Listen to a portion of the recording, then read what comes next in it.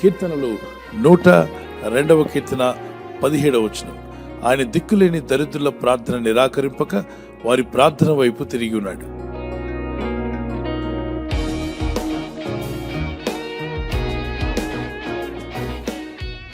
దేవుడు ఎవరి ప్రార్థన వైపు తిరిగి ఉన్నాడు? నీతిమంతుల ప్రార్థన వైపు ఆయన చెవులు తిరిగి ఉన్నాయి. నీతిమంతుల ప్రార్థన ఆయన వింటున్నాడు. అలాగే దిక్కులేని దరిద్రుల ప్రార్థన కూడా నిరాకరించకుండా ఆయన మీ వైపు తిరిగాడట. ఎవరి వైపు అంటే, దిక్కు లేదు నాకు ప్రభా, నాకు దిక్కు అని బాధపడుతున్నావా? నీవు ప్రార్థన చేస్తే దేవుడు నీకు దిక్కు అయి ఉంటాడట. దేవునికి స్తోత్రం కలుగును గాక. అలాగే దరిద్రుల అన్నాడు. చాలామంది వాళ్ళు దరిద్రులు, వీరు దరిద్రులు అని చెప్తారు. ఓకే, దరిద్ర స్థితిలో ఉండి కూడా నువ్వు ప్రార్థన చేస్తే నీ ప్రార్థన దేవుడు వింటా అంట. దేవునికి స్తోత్రం కలుగును గాక. సో లోకం నీ గురించి, నీ స్నేహితులు, బంధువులు దరిద్ర స్థానంలో ఉన్నావని నేను తక్కువగా చూస్తే నువ్వు భయపడద్దు. దేవుడు నిన్ను ఎక్కువగా చూస్తున్నాడు. దేవుని త్రాసులో నువ్వు తేలిపోవు కానీ ఎక్కువగా తూగుతావు. ధనవంతులు ఎందరో ఉన్నారు, దేవుని త్రాసులో వాళ్ళు తేలిపోతున్నారు. బెల్షజర్, నెబుకద్నెజర్ వాళ్ళంతా గొప్ప రాజులుగా ఉన్నారు ఆ రోజుల్లో. కానీ దేవుని త్రాసులో ఏమయ్యారట? తేలిపోయారు. దేవుని త్రాసులో మనం ఎక్కువగా తూగాలి. అందుకంటున్నాడు, దిక్కులేని దరిద్రుల ప్రార్థన వైపు ఆయన తిరిగి ఉన్నాడు. దరిద్ర స్థితిలో ఉన్నావా? నాకెందుకు ఈ దరిద్రాన్ని కూర్చుంటే నీకు ప్రార్థనకు జవాబు రాదు. ఇబ్బందుల్లో ఉన్నావా? నాకు ఎప్పుడు ఇబ్బందులను కూర్చుంటే నీకు ప్రార్థనకు జవాబు రాదు. ఇంకా బాధలు పెరిగిపోతాయి, సమస్యలు పెరిగిపోతాయి. ఆ వాక్యాన్ని అర్థం చేసుకో. దిక్కులేని దరిద్రుల ప్రార్థన వైపు ఆయనే తిరిగాడంట. ధనవంతులు ఎవరి వైపు తిరుగుతారు? ధనవంతుల వైపు తిరుగుతారు. మనం ఎవరి వైపు తిరగాలి? కాబట్టి మన మనసు ఎవరి వైపు తిరుగుతుందో ఆలోచన చేయండి. మనం చేసిన సృష్టికర్త వైపు మన మనసు తిరగాలి. ఎబ్బేష్ తన దగ్గర ఏమీ లేదు. వేదనలో ఉన్న నా బ్రతుకు ఎవరు బాగు చేస్తారని దేవుడైన ప్రభునకు ప్రార్థన చేయడం ప్రారంభించాడు. దేవా, నా సరిహద్దులను విశాలపరచు. ఏ స్థితిలో ఉన్నాడు? దీన దరిద్ర స్థితిలో ఉన్నాడు. ఇక్కడ వాక్యం ఏం చెప్తుంది? ఆయన దీన దరిద్రుల, దిక్కులేని దరిద్రుల ప్రార్థన వైపు ఆయన తిరిగి ఉన్నాడు. కొంతమంది మీరు అనుకోవచ్చు, భక్తుల ప్రార్థన వైపే దేవుడు తిరిగాడేమో, ఆ సేవకులు చేసే ప్రార్థన వింటాడేమో, మా ప్రార్థన వినడేమో, మేము దరిద్రులం కదా, దిక్కులేని వారం కదా, మా ప్రార్థన వినడేమో అనుకుని మోసపోతున్నటువంటి నా సహోదర సహోదరులు ఎవరన్నా ఈ మాటలు వింటుంటే, నీ ప్రార్థన వైపు దేవుడు తిరిగి ఉన్నాడు. నువ్వు ప్రార్థిస్తే నీకు సహాయం చేయడానికి నీ ప్రార్థన వైపు తిరిగాడట. మీ భోజనం టేబుల్ వైపు తిరగలేదు ఆయన. మీ ఇంట్లో ఏదో వండుకున్నారు దాని వైపు, తిండి వైపు తిరగడు. మీ బ్యాంకులో బ్యాలెన్స్ ఉందంటే మీ వైపు తిరిగే దేవుడు కాదు ఆయన. ఆయన ఎవరి వైపు తిరిగంటే, దిక్కు లేదు నాకు అని ఏడుస్తున్నావే, వారి వైపు ఆయన తిరిగి ఉన్నాడట. నేను నీకు దిక్కై ఉంటాను బిడ్డ, భయపడకు. కలిసి పడదాం. స్తుతుల మధ్యలో నివాసం చేసే దూతల పొగడే దేవుడాయనే. స్తుతుల మధ్యలో నివాసం చేసే దూతల పొగడే దేవుడాయనే. వేడుచున్న భక్తుల మొరలు విని, వేడుచున్న భక్తుల మొరలు విని, దిక్కులేని పిల్లలకు దేవుడాయనే, దిక్కులేని పిల్లలకు దేవుడాయనే.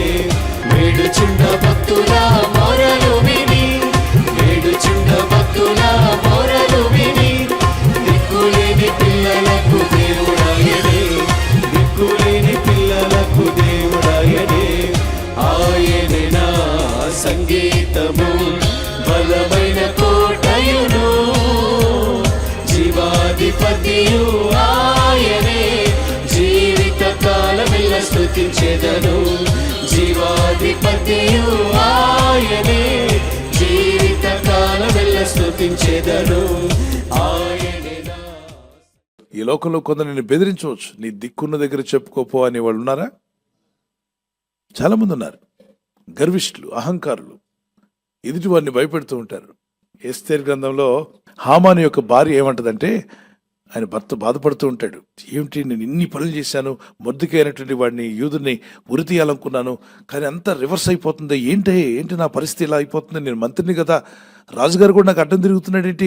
ఎప్పుడు నేనంటే కాదనేవాడు కాదు, అన్నీ నాకు అడ్డు తిరుగుతున్నాయి, అంత నెగటివ్గా జరిగిపోతుంది ఏంటి అంటే, ఆయన భార్య చెప్పిందట, నీవు పోరాడినది భూమి మీద ఏ జాతితో పోరాడినా పర్వాలేదు, కానీ యూదులతో పెట్టుకుంటే నీకు ఇంతే జరుగుతుందని చెప్పిందట. ఎవరో? హామాను భార్య. ఆమె అన్యురాలే, కానీ చరిత్ర తెలుసుకుంది ఆవిడ. ఎవరి యుద్ధకు వెళ్ళినా పర్వాలేదేమో వ్యతిరేకం తిరిగి, కానీ ఆయనతో పెట్టుకుంటే మాత్రం యూదులు దేవుడు ఆయన సజీవుడని దేవుడు ఆయన ప్రార్థన చేస్తే ఊరుకోడు. ఆయన బిడ్డలు దరిద్రులే కానీ మొరపెట్టారంటే మాత్రం ఆయన దిగి వస్తాడు.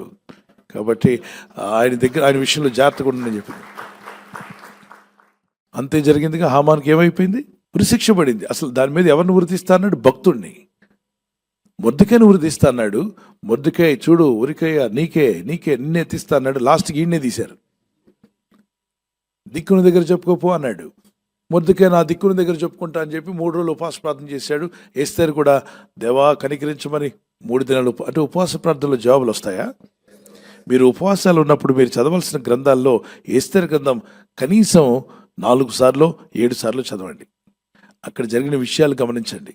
నువ్వు శత్రువులను క్షమించు, ప్రార్థన చేయి. ఆయన ఎప్పుడు ఎవరికి ఎలా చేయాలో ఆయనకి బాగా తెలుసు. ఎవరిని ఎప్పుడు ఏ విధంగా వంచాలో ఆయనకి బాగా తెలుసు. ఎప్పుడు ఎక్కడ ఎవరిని కొట్టాలో ఆయనకి తెలుసు. ఎవరిని గద్దించాలో ఆయనకి తెలుసు. కాబట్టి అన్నీ ఎరిగిన దేవుని మీద ఆధారపడదామని వారి చేతిని పైకెత్తగలరా? ప్రార్థన చేసుకుందాం. నీ ప్రజలు ప్రార్థిస్తుండగా మా ప్రార్థనలకు జవాబు మా కంటి ముందే ఉంచుతావు నాయన. నీ ప్రజలు ఎవరైతే కన్నీళ్లతో ప్రార్థిస్తున్నారో వారికి ప్రార్థనకు జవాబు వారి ఇంటి ముందుకు వచ్చునుగాక. సహాయం దయచేసి బలపరచండి. నీ ప్రజలను ఆదుకున్నవాడు నీవే. నేను హాస్పిటల్లో ఉండి మొరపెడుచున్నారు, ఐసీలో మొరపెడుచున్నారు, అనారోగ్యంతో ఇళ్ల దగ్గర ఉండి మొరపెడుచుండగా ఈ ప్రేయర్ టీంలో ఉదయకాలం సాయంకాలం మానక ప్రార్థనలో పాల్గొంటూ మొరపెడుచున్నటువంటి దైవ సేవకులు, పెద్దలు, చిన్నలు మా అందరి ప్రార్థనలకు జవాబులు మీరు అనుగ్రహించారని నమ్ముచున్నాం డాడీ. ప్రతి ఒక్కరు విన్నపాలను ఆలకించి ఆశ్చర్యకరుడు, అద్భుతకరుడు, ఆలోచనకర్త, అద్భుతమైన కార్యాలు, ఆశ్చర్యమైన కార్యాలు నీ ప్రజల జీవితాల్లో జరిగించి మహిమ పొందండి ప్రభా. ఈ ప్రజలు చేస్తున్న ప్రయత్నాలు ఫలింపచేయండి. ఈ రోజు ప్రార్థించి ప్రయత్నించబోతున్న శంకుస్థాపన అయిన, గృహప్రవేశమైన, ఒక బిజినెస్ ప్రారంభిస్తున్నా, ఉద్యోగ ప్రారంభానికి వెళ్తున్నా, ఒక మంచి కార్యక్రమాన్ని ప్రారంభిస్తుండగా, నేను వారి బిడ్డల వివాహం కొరకు ప్రయత్నాలు చేస్తుండగా వారు చేస్తున్న ప్రయత్నాలు ఫలించలాగున మీ దూతలకు ఆజ్ఞాపించండి.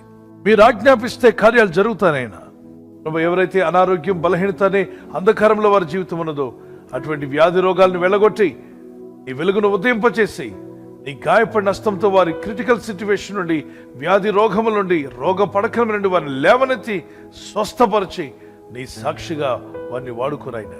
ప్రయాణం చేసి బయటికి వెళ్తున్న వారు మళ్ళీ తిరిగి క్షేమంగా ఇళ్లకు వచ్చేందుకు సాయం దయచేయండి. మా ప్రయాణాల్లో నీ కాపుదలు ఇవ్వండి. ఎటువంటి యాక్సిడెంట్స్ కానీ ప్రమాదాలు కానీ గురి కాకుండా నీ కాపుదలు యేసు నామములో ప్రతి ఒక్కరికి కలుగునుగాక. ప్రభా, ఆసక్తితో ప్రార్థిస్తూ నీ పాదముల చేత కన్నీళ్లు కారుస్తున్న ప్రతి తల్లికి, ప్రతి తండ్రికి, పెద్దలకు, చిన్నలకు నాయన యేసు నామములో వారి కంటి ముందుకి ఆ ప్రార్థనకు జవాబిచ్చి వారు నిలబెట్టి ఆదుకొని బలపరచమని నజరేయుడైన యేసు క్రీస్తు పరిశుద్ధ నామములో అడుగుచున్నాను పరలోకపు తండ్రి, ఆమేన్. ఈ రోజు బర్త్డే ఉన్నట్టు వారి happy birthday to you. Many more returns of the day. God bless you. ప్రభు కృప మీకు దయచేసి మరి దయాక్రీటం ధరింపు చేసి ఆయుర ఆరోగ్యమైన ప్రభు మీకు అనుగ్రహించును గాక. వాగ్దానము సామెత 9:11 వచ్చిన, నా వలన నీకు దీర్ఘాయువు కలుగును. For through me your days will be many. అనేక సంవత్సరాలు దేవుడు మీకు దీర్ఘాయుష్నిచ్చి బలపరచును గాక. దైవ జ్ఞానం మీకు కలుగును గాక. వెడ్డింగ్ యానివర్సరీ జరుపుకునే వారికి we wish you happy anniversary. ప్రభు మిమ్మల్ని దీవించును గాక. The promise of God for you, Proverbs chapter 8:17. I love those who love me and those who seek me find me. నన్ను ప్రేమించు వారిని నేను ప్రేమించున్నాను, నన్ను జాగ్రత్తగా వెతుకువారు నన్ను కనుగొందురు.